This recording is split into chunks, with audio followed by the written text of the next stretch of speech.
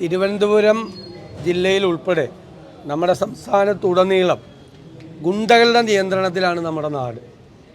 ലഹരി മാഫിയ സംഘങ്ങളും ഗുണ്ടാ സംഘങ്ങളുമാണ് നമ്മുടെ സംസ്ഥാനം നിയന്ത്രിക്കുന്നത്. പോലീസ് നോക്കുകുത്തിയായി നിൽക്കുകയാണ്. 1880ഓളം ഗുണ്ടകൾ ഉണ്ട് എന്നുള്ള കണക്കെടുത്തിട്ട് ആ ഗുണ്ടകൾക്ക് സ്വൈരവിഹാരം നടത്താൻ വേണ്ടിയിട്ടുള്ള സംവിധാനമാണ് പോലീസ് ഉണ്ടാക്കി കൊടുക്കുന്നത്. ഞങ്ങൾ നേരത്തെ ഒരു ഗുരുതരമായ ആരോപണം ഉന്നയിച്ചിരുന്നു. പൊളിറ്റിക്കൽ പേട്രണേജാണ് CPM അവർക്ക് കൊടുത്തിരിക്കുന്നത്, ഗുണ്ടകൾക്കും ലഹരി മാഫിയ സംഘങ്ങൾക്കും. രാഷ്ട്രീയ രക്ഷാകർതൃത്വം CPM കൊടുക്കുന്നതാണ് ഈ ഗുണ്ടകൾ കഴിഞ്ഞാടാനുള്ള ഏറ്റവും വലിയ ധൈര്യം. ലഹരി മാഫിയ സംഘങ്ങൾ അവരുടെ പുറകിൽ പ്രവർത്തിക്കുന്ന പോലീസിന് നടപടിയെടുക്കാൻ കഴിയുന്നില്ല. പോലീസിൻ്റെ കൈകാലുകൾ കെട്ടപ്പെട്ടിരിക്കുകയാണ്.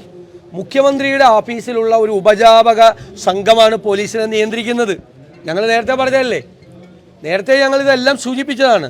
ആ ഉപജാപക സംഘം അവരാണ് ഈ SP നിയന്ത്രിക്കുന്നത് ജില്ലാ CPM ജില്ലാ കമ്മിറ്റി, ഏരിയ SHOയെ നിയന്ത്രിക്കുന്നത് ഏരിയ കമ്മിറ്റി.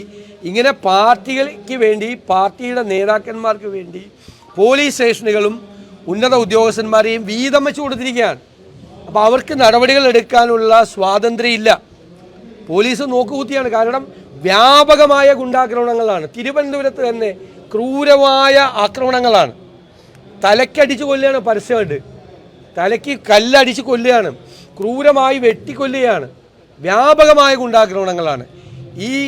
ഇതുവരെ ഉണ്ടാകാത്ത തരത്തിലുള്ള ക്രൂരമാണ് ആക്രമണങ്ങൾ. അതിൻ്റെ സ്വഭാവം ഞെട്ടിക്കുന്നതാണ്, ഭയപ്പെടുത്തുന്നതാണ്. ആർക്കും ആരെയും കൊല്ലാനോ കൈയും കാലും വെട്ടാനോ കൊട്ടേഷൻ കൊടുക്കാൻ പറ്റാവുന്നൊരു സ്ഥിതിയാണ് കേരളത്തിൽ. ആർക്കും പണമുണ്ടെങ്കിൽ ഈ ഗുണ്ടാ സംഘങ്ങൾക്ക് കൊട്ടേഷൻ കൊടുത്താൽ ആരെയും കൊല്ലാനും ആരുടെയും കൈയും കാലും വെട്ടാനും ആരെയും വീട് കയറി ആക്രമിക്കാനും നടക്കും. സംസ്ഥാനത്തുടനീളം വ്യാപകമായി വീടുകൾ അടിച്ചു പൊളിക്കുകയാണ്. ഈ ഗുണ്ടകൾക്കെതിരായോ ലഹരി മാഫിയ സംഘങ്ങൾക്കെതിരായോ പോലീസിനോ എക്സൈസിനോ എന്തെങ്കിലും വിവരം ആരെങ്കിലും കൊടുത്താൽ അവരുടെ വീട് അടിച്ച് ആക്രമിക്കുകയാണ്, സ്ത്രീകളെ ഉൾപ്പെടെ ആക്രമിക്കുകയാണ്. നിരവധി സംഭവങ്ങളാണ് സംസ്ഥാനത്തുടനീളം ചെയ്തത്. പോലീസ് ഒരു നടപടിയും സ്വീകരിക്കുന്നില്ല. നിങ്ങൾക്കറിയാലോ, പന്തീരാങ്കാവിൽ ഒരു പെൺകുട്ടി വിവാഹത്തിൻ്റെ 5ാം നാൾ ക്രൂരമായി പീഡിപ്പിക്കപ്പെട്ടു.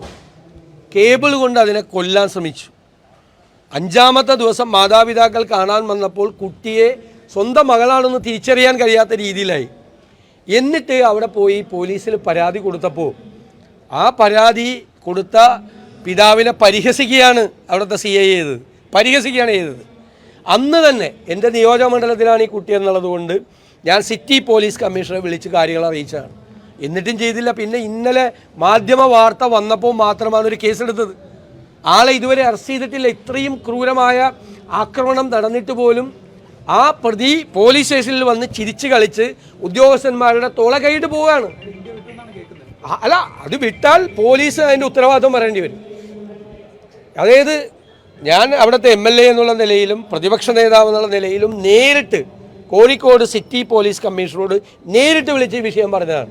കാരണം ഈ പിതാവിനോട് ഇങ്ങനെ മോശമായി SHO പെരുമാറിയപ്പോൾ അതിനകത്ത് നടപടിയെടുക്കണമെന്ന് പറഞ്ഞതാണ്. ഇനി പ്രതി രക്ഷപ്പെട്ടാൽ കേരള പോലീസ് അതിൻ്റെ ഉത്തരവാദിത്വം പറയേണ്ടി വരും. ഇത്രയും ക്രൂരമായ ആക്രമണം വിവാഹത്തിൻ്റെ 5ാം നാൾ ഒരു പെൺകുട്ടിക്ക് ഉണ്ടായിട്ട് അതിനെതിരെ നടപടിയെടുക്കാൻ കഴിഞ്ഞില്ലെങ്കിൽ എന്തിനാണ് ഈ പോലീസ്? എന്തിനാണ് പോലീസ്? മുഖ്യമന്ത്രി സ്ഥലത്തില്ല. മുഖ്യമന്ത്രി ഉണ്ടെങ്കിൽ ഇതൊക്കെ തന്നെയാണ് സ്ഥിതി. അതുകൊണ്ട് ഉള്ളതും ഇല്ലാത്തതും തമ്മിലുള്ള വ്യത്യാസം ഞാൻ പറയുന്നില്ല. മുഖ്യമന്ത്രി സ്ഥലത്തുള്ളപ്പോഴും ഈ മുഖ്യമന്ത്രിയുടെ ഓഫീസിലെ ഉപജാപക സംഘമാണ് പോലീസിനെ ഭരിക്കുന്നത്. അവർ പോലീസിനെ നിർവീര്യമാക്കി, പോലീസിൻ്റെ ആത്മവിശ്വാസം കളഞ്ഞു. സംസ്ഥാന ഗുണ്ടകളുടെ നാടായി മാറിയിരിക്കുകയാണ്. പുറത്തിറങ്ങി നടക്കാൻ പറ്റാത്ത സ്ഥിതിയാണ് ഇന്ന് കേരളത്തിലുള്ളത്. ഒന്നാമത്തത്, കോൺഗ്രസ് പാർട്ടിയോ UDFോ ഈ വിഷയം ഇതുവരെ ചർച്ച ചെയ്തിട്ടില്ല. കേരള കോൺഗ്രസ് ജോസ് കെ മാണി വിഭാഗത്തെ UDFിലേക്ക് സ്വീകരിക്കാൻ, സ്വാഗതം ചെയ്യാൻ ഞങ്ങൾ ആരെയും ചുമതലപ്പെടുത്തിയിട്ടില്ല. അതൊരു ഔദ്യോഗികമായിട്ടുള്ളൊരു കാര്യമല്ല. അത് കോൺഗ്രസിൻ്റെയോ UDFിൻ്റെയോ ഔദ്യോഗികമായ ഒരാവശ്യമല്ല. ഞങ്ങൾ പാർട്ടിയും ചർച്ച ചെയ്തിട്ടില്ല. പാർട്ടി ചർച്ച ചെയ്യണം, അതിനുശേഷം UDF ചർച്ച ചെയ്യണം, എന്നിട്ടാണ് തീരുമാനം എടുക്കേണ്ടത്. അങ്ങനെ ഒരു തലത്തിലുള്ള ഒരു ചർച്ചയും നടന്നിട്ടില്ല. ഞങ്ങൾ അവരെ കോട്ടയത്ത് അവരുടെ സ്ഥാനാർത്ഥിയെ തോൽപ്പിക്കാൻ വേണ്ടി ഞങ്ങളുടെ പ്രവർത്തകരും നേതാക്കളും കഠിനാധ്വാനം ചെയ്യായിരുന്നു. ഇപ്പോൾ അത് ആ ഒരു വിഷയം ഞങ്ങളുടെ മുമ്പിലില്ല.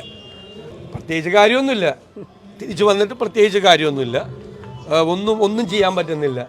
പെൻഷൻ പോലും കൊടുക്കാൻ പറ്റില്ലല്ലോ. ഇപ്പോൾ ഒരു മാസം പെൻഷൻ കൊടുക്കുമെന്ന് പറയണം. ഏത് മാസത്തെ?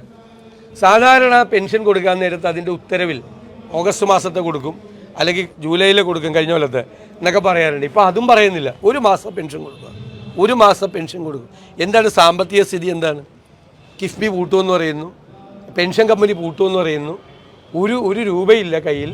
പെൻഷൻ കമ്പനി കോപ്പറേറ്റീവ് ബാങ്കുകളിൽ നിന്ന് പെൻഷൻ കൊടുക്കാൻ വേണ്ടി ശേഖരിച്ച തുക ട്രഷറിയിലേക്ക് മാറ്റി. ട്രഷറിയിൽ കാശില്ല, പെൻഷൻ കമ്പനിയിലും കാശില്ല. ഒരു രൂപ, ഒരു നയാ പൈസ കയ്യിലില്ല. കേരളം അഴിമതി കൊണ്ടും കെടുകാര്യസ്ഥത കൊണ്ടും മിസ്മാനേജ്മെൻറ്റ് കൊണ്ടും കേരളം തകർത്ത് തരിപ്പണാക്കിയിരിക്കുകയാണ്. ഒരു വെൽഫെയർ ആക്ടിവിറ്റിയും കേരളത്തിൽ നടക്കുന്നില്ല. ഒരു വെൽഫെയർ ആക്ടിവിറ്റി, എല്ലാ ക്ഷേമ പ്രവർത്തനങ്ങളും വികസന പ്രവർത്തനങ്ങളും സ്തംഭിപ്പിക്കപ്പെട്ടു.